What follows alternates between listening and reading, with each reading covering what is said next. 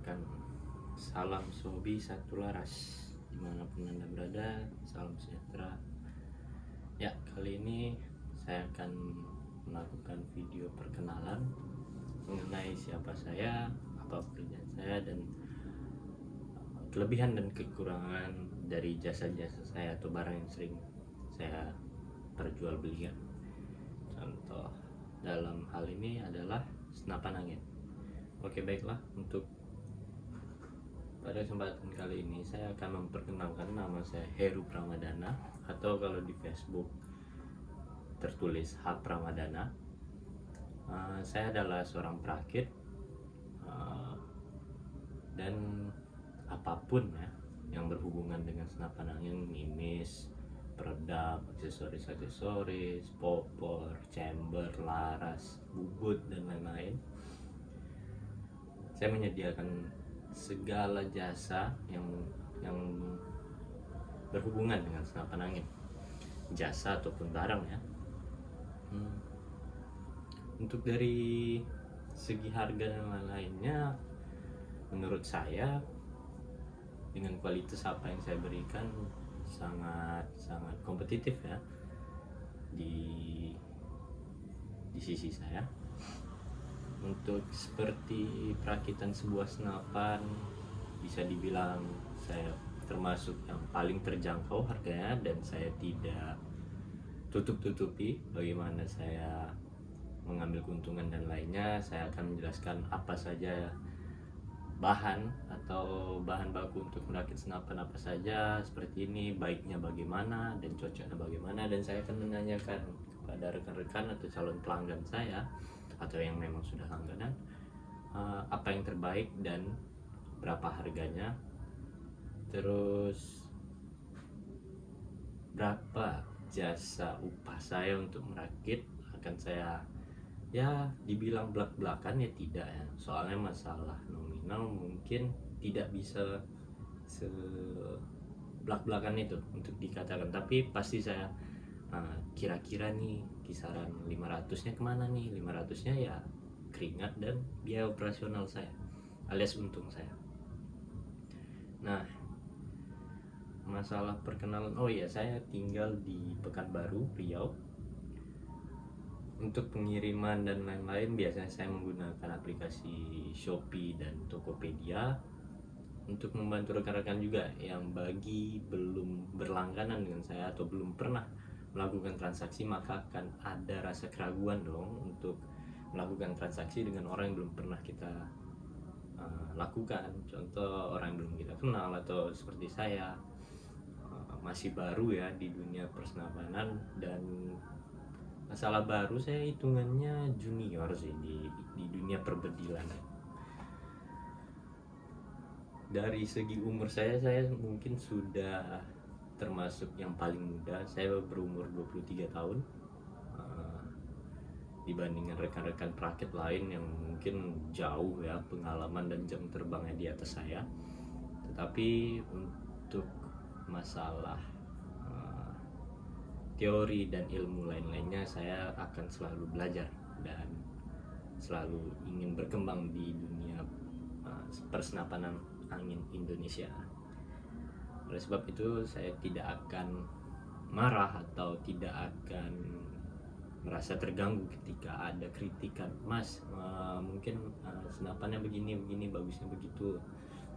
Itu akan jadi masukan yang sangat berharga ya bagi orang-orang yang ingin berkembang, ingin maju di bidangnya. Oleh sebab itu kalau ada rasanya kurang atau wah nggak benar nih atau apa, atau silakan tinggal dibicarakan, asal ya pasti dengan sopan. Walaupun saya masih kecil, tetap kita saling menghargai. Baiklah, pada kali ini mungkin kita akan perkenalan ya dengan unit-unit yang biasa saya rakit. Contoh seperti mungkin dari unit yang dari dibilang kategori murah atau apa, enggak, karena bagi saya unit harga 4 jutaan itu mahal, nggak bisa dibilang murah juga. Tapi inilah rakitan saya yang paling terjangkau. Contoh seperti Java Evo Gen 2.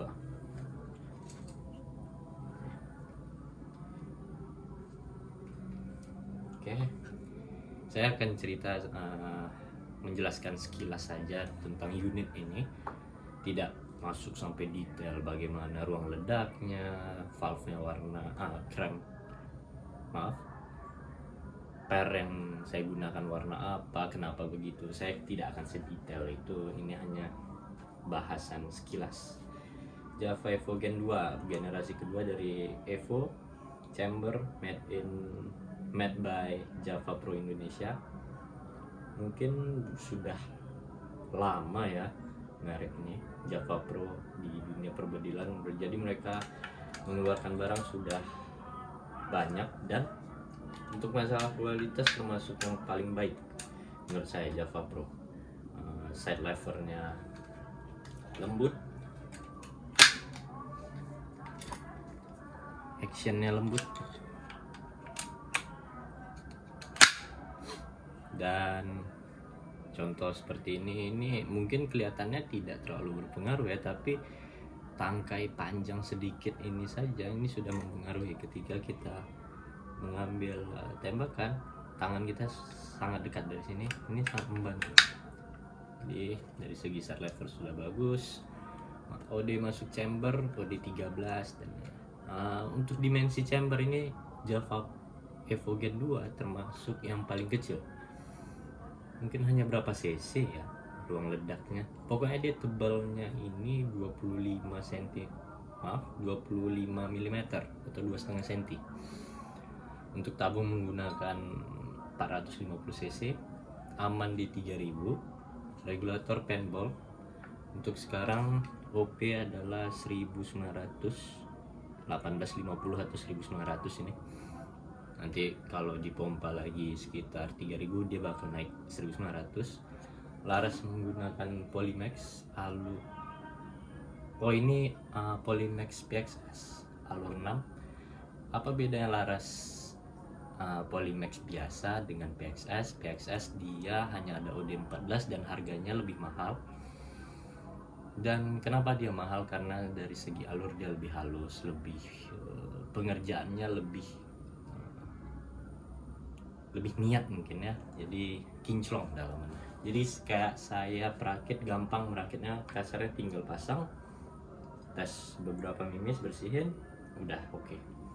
Nggak banyak PR larasnya. Untuk popor menggunakan kayu mindi dengan motif yang seperti terbakar, tapi ini semua cat clear, jadi mengkilat dan halus semuanya. Desain thumb hole, jadi untuk pegangan grip sangat enak. Dan Java Evo ini termasuk chamber, satu-satunya chamber yang masih menggunakan safety, tapi ini ketutup ya, ada safety-nya di bawah sini, jadi di klep ini tidak bisa nembak. Laras diamankan oleh 3 baut, cukup. Kalau 2 baut saya kurang suka ya, karena getaran di laras lumayan terasa kalau hanya 2 baut. Oke, lanjut.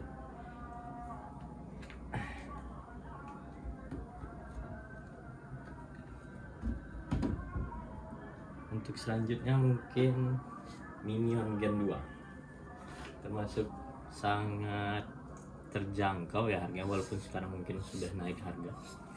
Mungkin dulu di bawah 5 juta bisa saya rakitkan, di bawah 5 juta, tapi sekarang sudah 5 juta pas. Untuk unit ini belum ada popornya masih dibikin. Nah, kemungkinan desainnya sederhana, popor hunting biasa saja. Saya jarang saya membuat unit untuk lomba atau lain-lainnya, karena jujur menurut saya belum jam terbang saya belum mencukupi. Jadi saya fokusnya di unit-unit hunting yang bisa mungkin 50 meter ke atas ya. Bahkan sebenarnya bukan saya sombong atau bagaimana, tapi tes unit keluaran saya itu 100 meter ke atas, karena kondisinya saya hanya punya lahan tes 100 meter ke atas. Bukannya saya tidak mau 40 meter, tapi memang begitu keadaannya.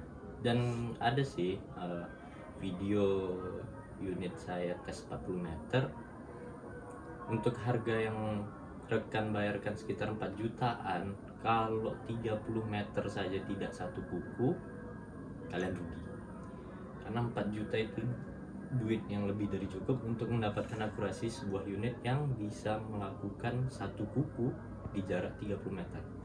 Kalau tidak mampu segitu, mungkin lebih baik mencari unit lain atau perakit lain. Bukannya saya menjelekkan perakit lain, bukan, tetapi itulah faktanya. Kalau 30 meter tidak bisa satu kuku, ya mending yang lain saja, masih banyak kok yang bagus. Oke, lanjut. Chamber minion dari GS88. Untuk masalah GS88, masalah chamber retak dan lainnya, pribadi saya baru satu kali menemukan, dan itu adalah chamber yang sudah berumur 2 tahun yang lalu, keluaran 2021, The Meet the Kill, warna hijau. Dan GS bertanggung jawab menurut saya dengan ya tidak mungkin diganti baru tanpa biaya tambahan, tapi biaya tambahannya itu termasuk masuk akal untuk harganya. Minion Gen 2 adalah minion generasi kedua yang dikeluarin GS88 menggunakan T7 ya. Ini masih menggunakan T7 tapi sudah sertifikasi Eropa, jadi masalah keretakan dan lain-lainnya menurut saya kecil kemungkinan ya, walaupun mungkin, tetapi kemungkinan besar kalau retak itu adalah penggunanya yang mungkin kasar atau terjatuh bisa jadi, atau banyak hal yang mempengaruhi. Tapi banyak juga yang menggunakan chamber ini tahan udah berapa tahun nggak ada masalah, bahkan yang dari yang dulu-dulu The Mid Freedom, masih ada Bomber, The Kill dan lainnya yang udah 2-3 tahun tidak ada masalah. Unit ini menggunakan laras Polymax alur 6 tanpa cok. Alurnya sudah saya lapping lagi karena ini kebetulan ini adalah laras saya pribadi sebenarnya, bukan untuk dijual ya. Kenapa laras pribadi ya? Karena ini laras demi Gen 2 yang punya saya. Untuk ukuran dia sama dengan produk GS88 lainnya. Lubang transfer 1 cm, masuk OD 14.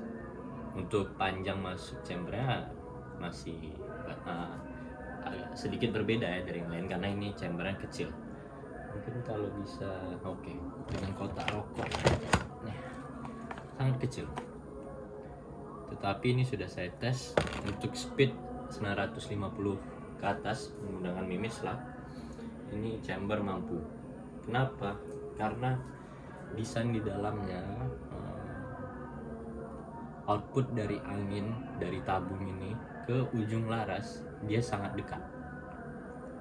Jadi jarak dari pangkal chamber ke transfer ini sangat dekat. Ini mempengaruhi. Itu kenapa tidak semua chamber besar, power besar, belum tentu. Yang saya temui bahkan chamber-chamber yang bisa dikatakan gede ya, itu masih butuh perlakuan lagi, masih butuh dimodif. Nah, ini yang banyak salah paham. Oke, minion Gen 2 kemungkinan ini harganya sekitaran 5 juta lebih dikit atau lebih kurang, sekitaran segitu.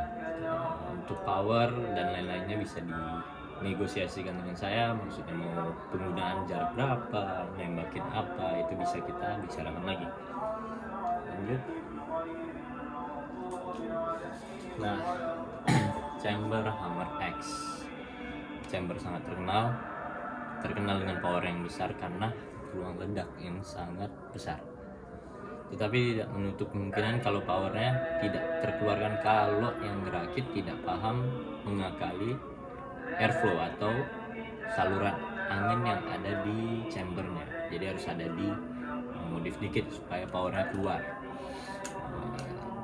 dan lain-lain. Kalau kita jelaskan detail terlalu lama. Lanjut. Nah, ini Hammer X sudah punya orang. Hammer X yang terbaru generasi 12 tapi disebut HX10 juga. Kurang lebih hampir sama, hanya ada beda sedikit mungkin. Ini sudah punya pesanan Bapak Neomath namanya. Ini menggunakan Laras King 177 G2 slab dengan speed saya dapat speed akurasinya di 940 menggunakan 13 grand aras. Ini tinggal kirim saja sih, tinggal rapihin dikit, bersihin lagi, terus sudah siap untuk dikirim. Popor Mindi standar sama kayak Java Evo tadi. Nah, mungkin untuk kesempatan kali ini hanya segitu saja yang saya jelaskan, karena ini hanya perkenalan supaya tidak terlalu lama dan mungkin kalian sudah mulai bosan mendengar saya bicara. Tapi ya, namanya juga perkenalan, belum yang detail. Kedepannya saya akan lebih aktif di YouTube tentang mungkin hunting, rakitan, bubut dan lain-lainnya. Semoga bermanfaat bagi kalian. Kalian diuntungkan oleh ilmu yang saya punya, dan saya pun belak-belakan saja ini bagian dari promosi jasa saya, supaya Anda lebih yakin terhadap saya, siapa saya dan lain-lainnya, apa saja yang bisa saya kerjakan dan bagaimana saya bekerja. Inilah inti dari kenapa saya buat channel YouTube, bukan untuk mengejar AdSense dan lain-lainnya, karena untuk mengedukasi dan membuat pelanggan saya sama-sama maju dengan saya. Jadi pelanggan pintar, saya pun juga semakin enak untuk berjualan, untuk merakit unit, bukan berjualan saja. Oke, assalamualaikum, selamat malam, salam satu laras.